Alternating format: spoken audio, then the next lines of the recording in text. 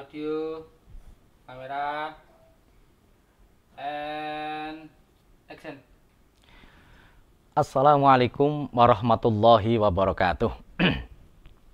A'udzubillahi minasyaitonirrajim. Bismillahirrahmanirrahim. Alhamdulillahirabbil alamin wa bihi nasta'in wa ala umuri dunya waddin. Qala rabbi syrah li sadri wa yassir li amri wahlul 'uqdatam min lisani yafqahu qawli. Rabbi zidni ilma warzuqni fahma. Subhanaka la ilma lana illa ma 'allamtana innaka antal alimul hakim. Para pemirsa yang dirahmati Allah, puji syukur kepada Allah, kita dipertemukan kembali dalam pengajian kitab Ayyuhal Walad, kitab yang dikarang oleh Hujjatul Islam Abu Hamid Muhammad Al-Ghazali. Pada kesempatan yang lalu telah dijelaskan oleh Imam Al-Ghazali bahwa ilmu kalau tidak diamalkan justru akan menjadi azab bagi pemiliknya. Bahkan dengan mengutip sabda Nabi Muhammad SAW, dijelaskan bahwa manusia yang paling berat siksanya besok di hari kiamat adalah orang yang berilmu, orang alim, tetapi oleh Allah tidak diberi kemanfaatan dengan ilmunya itu. Pada kesempatan ini Imam Al-Ghazali kemudian menjelaskan, la takun minal a'mali muflisan. Wahai anakku, janganlah kamu bangkrut dari amal perbuatan. Janganlah kali kamu menjadi orang yang bangkrut dari amal yang kamu lakukan. Wala minal ahwali kholian. Dan janganlah kamu sepi dari akhlak tingkah perbuatan yang baik. Watayakon, dan yakinlah annal ilma al-mujarroda.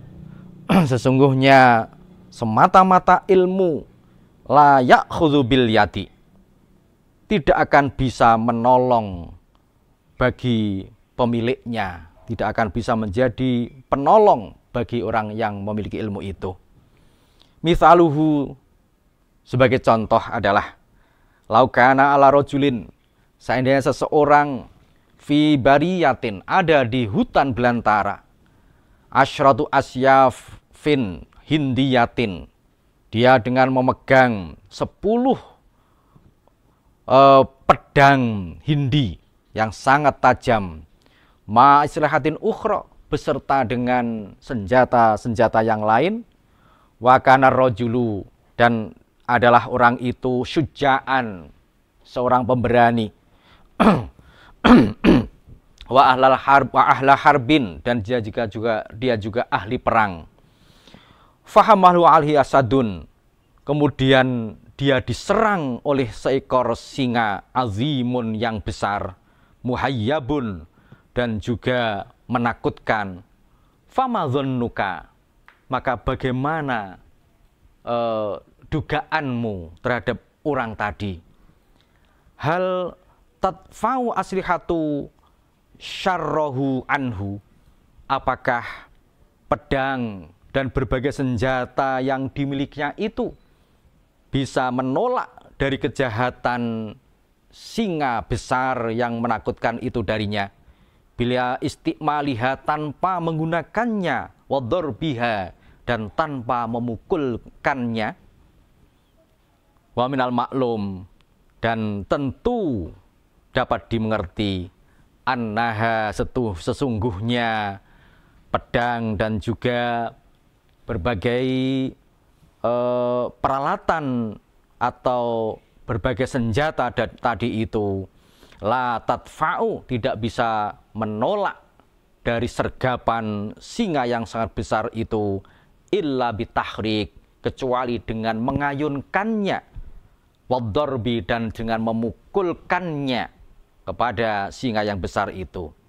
Fakadha, maka demikian juga, lau qoro'a, seandainya membaca rojulun, seseorang, miata alfi mas'alatin, 100.000 masalah, ilmiyatin, yang bersifat ilmiah, wa ta'lamuha, dan ia mengetahui 100.000 masalah ilmiah itu, walam ya'mal biha, tetapi ia tidak mengamalkannya, la tufiduhu, maka ilmu itu tidak akan berfaedah baginya, illa kecuali bil amali, dengan mengamalkannya. Wa misalu aidon, dan contohnya juga, laukana rojulun, seandainya li rojulin, seseorang memiliki harorotun, penyakit panas, wa maridun sofrawiyun, dan penyakit kuning, yakunu ilajuhu, yang adalah obatnya bisakanjabin, ini adalah sejenis obat sakanjabin, wal kashkab, ya, ini juga nama jenis obat, ya. Fala yahsulu, maka tidak akan berhasil arbala'u, sembuh, illa kecuali bistiqmalihima, dengan menggunakan kedua ramuan itu. Itulah beberapa contoh yang dijelaskan oleh Imamul Ghazali berkaitan dengan pentingnya mengamalkan ilmu. Ilmu tanpa diamalkan seperti orang yang dalam hutan belantara, berbekal senjata, berbekal pedang yang sangat tajam, di hadapannya ada singa yang besar, namun dia tidak menggunakan pedang dan senjata itu untuk melawan singa itu, maka tentu keberadaan senjata itu dan keberadaan pedang yang ada di tangannya itu akan sia-sia belaka, dan pada akhirnya ia akan disergap oleh sang singa. Demikian juga Imamul Ghazali memberikan perumpamaan bahwa ilmu yang tidak diamalkan adalah seperti orang yang tertimpa sakit panas atau sakit kuning misalnya, yang kesembuhan dari penyakitnya itu dia seharusnya meminum ramuan tertentu untuk menyembuhkannya, tetapi jika ramuan itu tidak diminumnya, maka tentu dia tidak bisa sembuh dari penyakitnya. Itulah pentingnya mengamalkan ilmu. Sekecil apapun ilmu itu harus diamalkan. Walau korokta, dan seandainya kamu membaca al-ilma, ilmu, mi'ata sanatin, 100 tahun, wajamakta alfa kitabin, dan engkau mengumpulkan 1000 kitab, la takunu, maka tidak adalah kamu itu musta'iddan, siap menerima li rahmatillahi ta'ala, rahmat Allah ta'ala, illa bil amali, kecuali dengan mengamalkannya. Imam Ghazali menegaskan bahwa andai kata kita menggunakan 100 tahun usia yang kita miliki misalnya, dan kita mengumpulkan 1000 kitab umpamanya, maka itu semua tidak menjamin kita bisa siap menerima rahmat Allah dengan umur yang kita miliki dan kitab yang telah kita kumpulkan itu, kecuali dengan mengamalkan ilmu kita. Wa an laisa lil insani ma sa'a. Demikian firman Allah dalam Al-Quran. Wa an, dan sungguhnya laisa, tidak ada, lil insani, bagi manusia, illa kecuali ma sa'a, apa yang telah diusahakannya. Bahwa manusia akan mendapatkan apa yang telah diusahakannya. Tentu ayat ini bukan berarti kemudian menutup bolehnya dan menutup bisanya amal orang lain dihadiahkan kepada orang yang sudah meninggal. Ayat ini menurut beberapa ulama dikatakan bahwa berkaitan dengan apa yang bisa diusahakan manusia adalah apa yang didapatkan oleh manusia adalah apa yang telah diusahakannya ketika di dunia. Tetapi manusia juga bisa memperoleh manfaat jika ada orang lain yang beramal tapi kemudian dihadiahkan kepadanya jika sudah meninggal. Faman kana yarju liqa'a rabbih falyamal amalan sholiha. Firman Allah dalam Al-Quran, dalam ayat yang lain. Faman, maka barang siapa, kana yang adalah yarju berharap liqa'a rabbihi bertemu dengan Tuhannya, fal ya'mal, maka hendaklah ia beramal amalan sholihan dengan amal perbuatan yang sholih. Jazaa'am bima kanu yaksibun, sebagai balasan bima sebab sesuatu kanu yang mereka yaksibun telah usahakan atau telah melakukannya. Selanjutnya Imamul Ghazali mengatakan, wa ma taqulu fi hadzal hadis, wa ma dan apa taqulu yang kamu katakan fi hadzal hadis, berkaitan dengan hadis ini, yaitu hadis Nabi yang berkaitan dengan rukun Islam. Bunyal Islamu ala khamsin, telah ditegakkan Islam itu di atas 5 perkara. Syahadati alla ilaha illallah, yang pertama adalah persaksian bahwa tidak ada Tuhan selain Allah. Wa anna Muhammadan Rasulullah, dan sesungguhnya Nabi Muhammad adalah utusan Allah. Wa iqamis sholah, mendirikan sholat. Wa ita'iz zakah, menunaikan zakat. Wa shaumi Ramadan, dan puasa di bulan Ramadan. Wa hajjil baiti, dan haji ke Baitullah, liman istata'a, bagi orang yang mampu, ilaihi, ke Baitullah, sabila, perjalanannya. Wal imanu, dan iman adalah qaulun bil lisani, yaitu ucapan dengan lisan. Wa tasdiqun bil janani, dan dibenarkan di dalam hati. Wa amalun bil arkani, dan diamalkan dengan perbuatan. Jadi iman harus mencakup 3 aspek sekaligus, yaitu diucapkan di dalam lisan, kemudian dibenarkan di dalam hati, dan dilakukan dalam amal perbuatan. Wa dalilul a'mali, adapun dalil amal perbuatan, aktsaru min ayyuhsa, sangat banyak, bahkan lebih banyak dan tidak bisa dihitung. Wa in kanal abdu, maka seandainya seorang hamba ya beluhu sampai al jannata surga bifadlillahi, karena sebab anugerah Allah, wa karomihi, dan kemuliaan Allah. Lakin tetapi ba'da ayasta'idda, setelah seorang hamba itu bersiap-siap bita'atihi, dengan melakukan taat kepada Allah, wa ibadatihi, dan beribadah kepadanya. Li'anna rahmatallahi, karena sesungguhnya rahmat Allah, qaribun, dekat, minal muhsinina, dengan atau dekat terhadap orang-orang yang berbuat kebaikan. Walau kila aidon, dan jika dikatakan juga, ya beluhu bimujarodil imani, orang akan sampai kepada surga bimujarodil imani, dengan semata-mata iman. Kulna, maka kami akan mengatakan, na'am, iya. Lakin tetapi, mata ya beluh, kapan ia akan bisa sampai ke surga? Apakah dia akan langsung ke surga?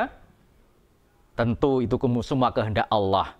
Tetapi jika dia tidak punya amal, hanya punya iman saja, maka mungkin masuk surganya perlu mampir dulu ke dalam neraka. Wa kam min aqobatin ka'udatin, berapa banyak rintangan yang berat, rintangan yang sulit dan susah, yaktauha, bisa ditempuh, ila ayasila, sampai ia sampai ke surga itu. Berapa banyak rintangan yang berat yang ditempuhnya untuk sampai ke surga itu. Jadi meskipun ia bisa masuk surga, tetapi ia tentu harus menempuh rintangan yang berat dan sulit, yaitu dengan mendapatkan siksa di neraka terlebih dahulu. Fa'awwalu tilkal akubat, dan rintangan yang pertama adalah akubatul iman, rintangan keimanan. wanahu dan sesungguhnya seorang hamba hal yaslimu apakah ia bisa selamat min salbil imani amla dari tercerabutnya iman amla ataukah tidak. Itu juga rintangan yang pertama, karena kita tidak bisa memastikan apakah iman kita itu akan tetap terpatri di dalam hati ataukah kemudian hilang dari hati kita. Itulah rintangan yang pertama yang berat harus dihadapi oleh seorang hamba. Wa idza wasala, dan jikalaulah seorang hamba itu sampai hal yakunu, adakah ia khaiban, akan rugi, muflisan dan juga bangkrut. Seandainya pun ia akan sampai di surga, apakah ia tidak termasuk orang yang rugi dan orang yang bangkrut, yaitu orang yang muflis? Waqala Al-Hasan Al-Basri, Imamul Hasan Al-Basri mengatakan, yaqulullahu ta'ala, Allah berfirman li ibadihi kepada hambanya, yaumal qiyamati, besok hari kiamat. Yang berarti ini adalah hadis qudsi. Kata Allah dalam hadis qudsi, udkhulu ya ibadi al-jannata birahmati. Udkhulu, masuklah kalian yang ibadi, wahai hambaku semua, al-jannata, ke surga, birahmati, sebab rahmatku. Waqtasimuha bi'amalikum, dan menghitunglah kalian amal-amal kalian itu, menghitunglah kalian rahmatku itu bi'amalikum, dengan amal kalian. Bagilah atau bandingkanlah rahmatku itu dengan amal kalian. Ini kata Allah di dalam hadis qudsi, bahwa seorang hamba bisa masuk surga itu sesungguhnya karena rahmat Allah. Maka ada satu riwayat yang menjelaskan ada seorang ulama dari Bani Israel, di mana ia telah beribadah 500 tahun. Maka tatkala ia mati dan kemudian akan dimasukkan di dalam surga oleh malaikat, orang itu menolak jika dimasukkan ke dalam surga karena rahmat Allah. Malaikat berkata pada orang itu, wahai fulan, masuklah kalian karena rahmat, masuklah kalian ke dalam surga karena rahmat Allah. Maka orang itu menolaknya karena merasa ibadahnya sudah banyak yang bisa menjadi bekal untuk bisa masuk surga. Tetapi malaikat itu tetap menyuruh orang itu untuk masuk surga karena rahmatnya, karena rahmat Allah. Tetapi lagi-lagi orang itu menolaknya. Akhirnya Allah berkata kepada malaikat, wahai malaikat, coba timbang satu saja nikmatku dengan ibadah yang ia lakukan selama 500 tahun itu. Yang ditimbang adalah nikmat penglihatan. Maka ketika malaikat menimbang antara ganjaran atau pahala ibadah yang ia lakukan selama 500 tahun itu dengan satu nikmat, yaitu nikmat penglihatan, ternyata nikmat penglihatan itu lebih berat daripada amal atau daripada pahala ibadah yang ia lakukan selama 500 tahun. Itu membuktikan bahwa amal ibadah yang kita lakukan itu sesungguhnya tidak ada apa-apanya dibandingkan rahmat Allah. Maka tepat sekali jika kita berharap masuk surga karena rahmatnya. Dan Allah telah menegaskan di dalam hadits qudsinya bahwa Allah memerintahkan semua hambanya untuk masuk surga karena rahmatnya. Udkhulu ya ibadi bil jannah birahmati. Masuklah wahai hambaku ke dalam surga karena rahmatku. Demikian kata Allah dalam sebuah hadits qudsinya. Selanjutnya Imamul Ghazali menjelaskan, ayuhal walad, wahai anakku, malam takmal, selagi kamu tidak beramal, lam tajid al ajro, maka kamu tidak akan mendapatkan pahala. Jadi pahala itu bisa kita dapatkan karena amal yang kita lakukan. Kalau dalam dunia ini barangkali bisa dianalogkan bahwa kita akan mendapatkan upah karena kita bekerja. Kalau tanpa kerja lalu berharap upah, tentu itu adalah orang yang hanya berangan-angan saja, tidak menjadi kenyataan. Maka bekerjalah, maka kamu akan mendapatkan upah. Demikian pula beramallah, maka kamu akan mendapatkan pahala.